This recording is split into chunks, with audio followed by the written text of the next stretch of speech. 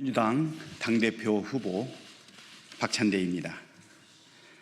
검찰 과거사위법 등 검찰개혁 관련 기자회견을 하도록 하겠습니다. 윤석열 검찰이 자행한 사건 조작의 실체를 밝혀내겠습니다. 피해자 구제를 위한 공소 취소 추진 좌고우면하지 않겠습니다. 존경하는 국민 여러분, 사랑하는 당원 동지 여러분, 윤석열 정권 아래 정치 검찰에 의한 조작 수사와 무리한 기소는 정의와 민주주의를 파괴한 폭력이었습니다.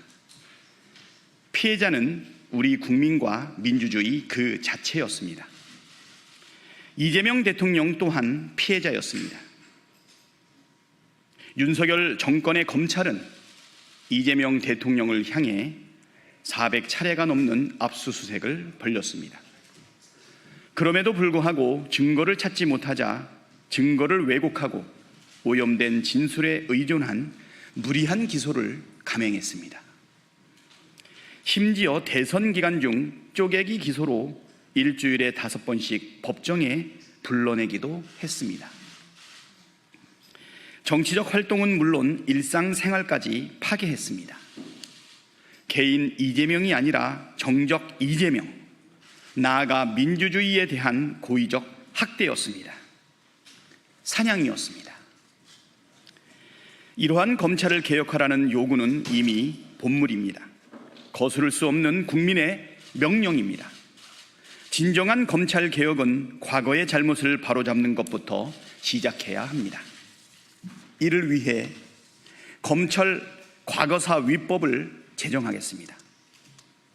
이 법을 통해 구성될 검찰과거사위원회의 철저한 조사를 통해 부당한 수사와 기소였음이 밝혀지면 담당 검사에 대한 징계, 탄핵, 수사까지 모든 책임을 법과 원칙에 따라 엄정히 물을 것입니다.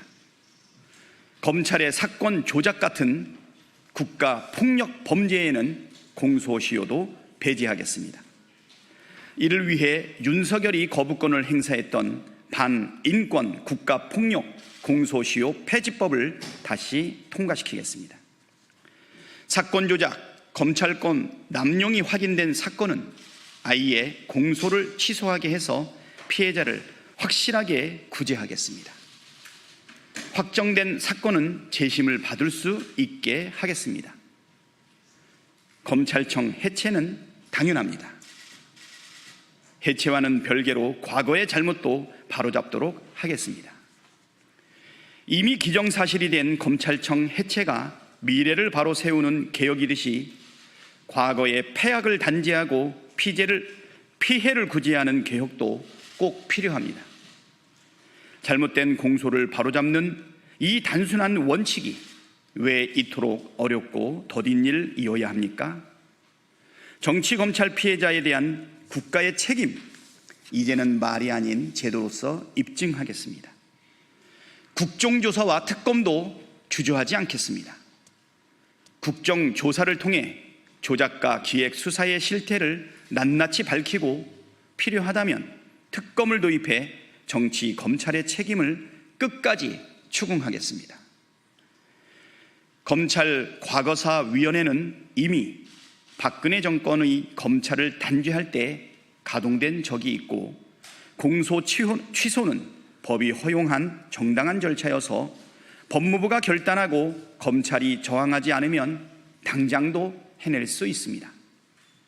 정성호 법무부 장관도 공소 취소를 포함한 정치 검찰 개혁에 적극 나서 주십시오.